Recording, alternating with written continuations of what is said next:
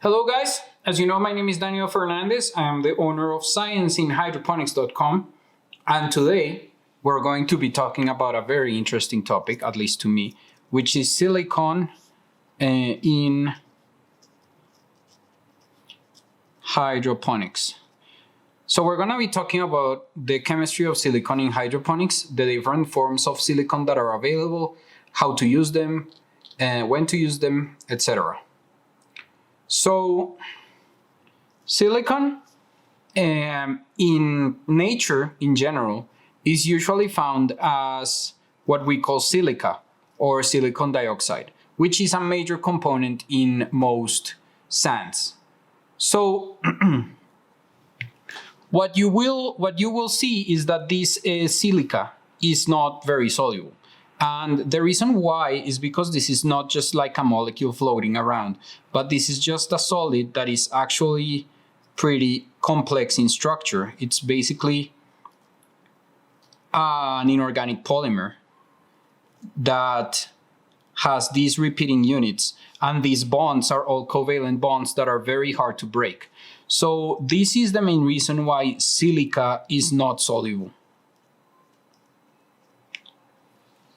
So we cannot easily use this form of silicone in order to feed our plants in hydroponics because we need something that is soluble. And how can we get something that is soluble? Well, chemists discovered a couple of centuries ago that if you take silica and you add a strong base, let's say potassium hydroxide, you end up with a solid that follows a very interesting formula. If you put 2x an amount of potassium hydroxide for silica, then you get something of this composition. X and okay, so you get something like this, and this is a solid that is very, very basic and that will actually dissolve in water to create very basic solutions. So this is soluble, and it is soluble, its solubility depends a lot on its K2O to SiO2 ratio. So on the ratio of these two things that we have here. The more potassium you have, so the more base you use when you make this, the more soluble the resulting silicate, which is what we call these minerals, will be. Now, when you put these into an actual solution, what will happen is that you will form silicate ions, which have this structure. And this is what we call orthosilicate. So this is soluble. Now, the problem with silicate is that, and with orthosilicates in particular of this form, is that whenever you put them in water and you lower the pH to the pH that we use in hydroponics, what happens is that we get this orthosilicic acid and this base. So this reacts with water to generate this. And this is what we call orthosilicic acid. But this thing, which is what plants can actually absorb, is very unstable. So this thing is very unstable because orthosilicic acid polymerizes in water and it forms our silicon dioxide and water. So what happens is that if we use a silicate and then we lower the pH to, let's say, 5.265, then we get this orthosilicic acid, which is very unstable. And it basically polymerizes with time to reform the silica that it comes from. So this has that particular problem. Now, chemists have tackled this issue by using this molecule that I'm drawing right now, which is what we call choline.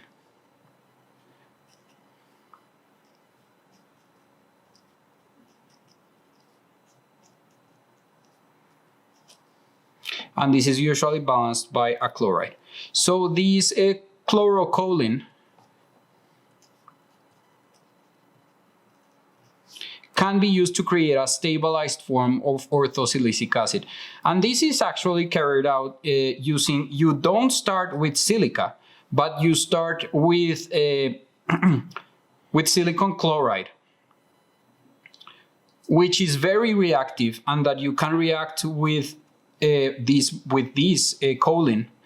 And you actually need to do this reaction in dry hydrochloric acid at temperatures lower than 40 degrees. And then what happens is pretty interesting, and there's not much literature about what actually happens here. But what most likely happens is that you get a reaction between the silicone and this choline, where the silicone basically displaces this OH that gets protonated at very low pH values, and we are in concentrated dry HCl. So we basically get this,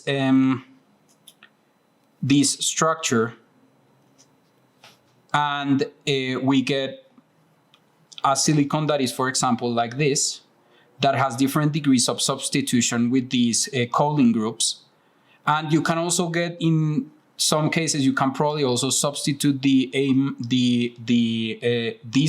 end of the molecule to get something like this. So you get silicon molecules of this sort. And then when you hydrolyze this, so you react this with water at minus 10 degrees Celsius, and then you do it with additional choline, then you get what we call the choline stabilized orthosilicic acid, which probably has a structure like this. You probably have some molecules that have substitutions like this, and then you have the OHs that you would normally have in your regular orthosilicates on your regular orthosilicic acid. But the difference is that now this group that you have here will prevent the polymerization from being very effective, and this would indeed keep the orthosilicic acid in solution. This is why it's choline stabilized orthosilicic acid. These particular species are very varied. When you prepare this thing, you will have all sorts of different degrees of substitution, but these things will be stable, way more stable in solution. However, are these things actually worth it? Are these things worth our time in hydroponics, or are they not? Well, the truth is that going through this process, as you can see, is very expensive. And as a matter of fact, the general orthosilicates that we use, which are, for example, commercially products like AgSil 16H, that contain 52% of silicon, if we express it as silicon dioxide, or if you prefer 24% of silicon expressed as silicon, are actually pretty cheap sources of silicon. They also contribute around 32% of potassium as potassium oxide.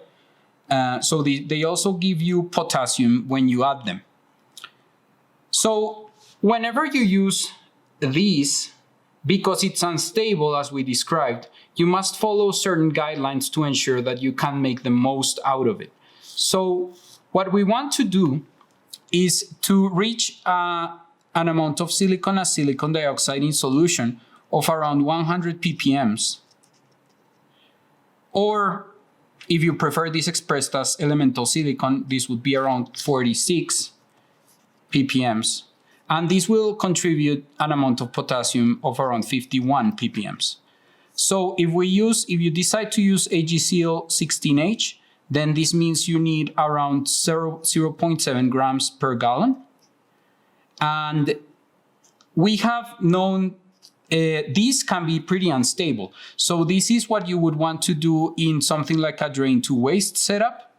But these can be very unstable. So you want to do between 0.1 and 0.3 grams per gallon if your system is more unstable. So for example, if you are in a sort of NFT system, you would want to do way lower.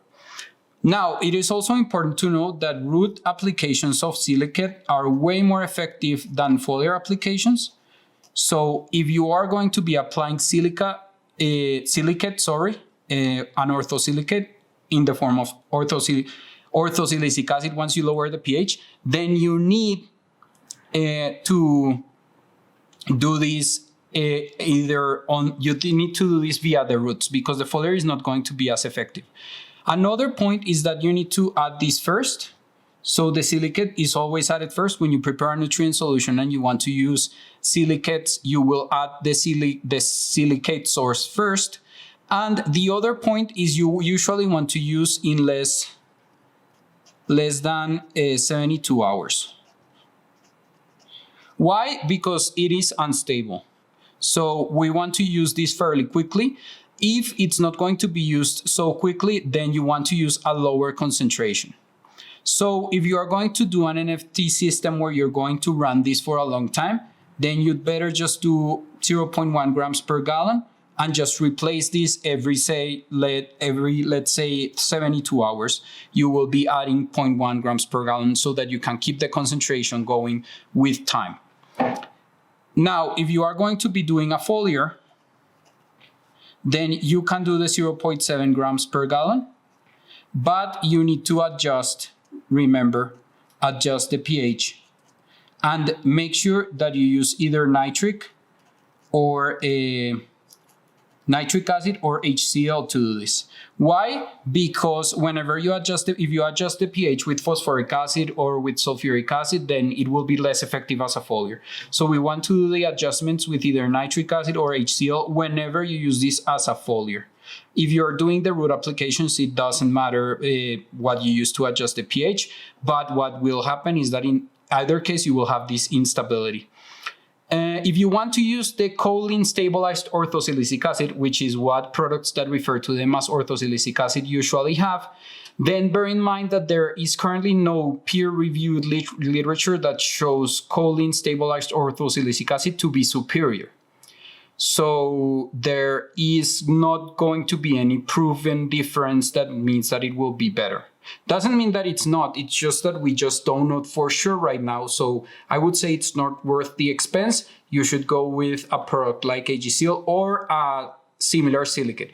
If you are going to be sourcing your silicates through like directly from a manufacturer, make sure that you always look at the potassium oxide to silicon dioxide ratio, because the more potassium it has, the more soluble it will be, so the easier it will be to work with in hydroponics. So thank you very much for watching this video. I hope you enjoyed it. The chemistry of silicone is very interesting, and we only scratched the surface in this video. If you like this video, please comment, and I'll make sure to make other videos about silicone. If you have any questions, feel free to ask, and I'll be happy to answer as well as I can. Thank you very much for watching again. Make sure to like and subscribe. I'll see you on the next video, and bye-bye.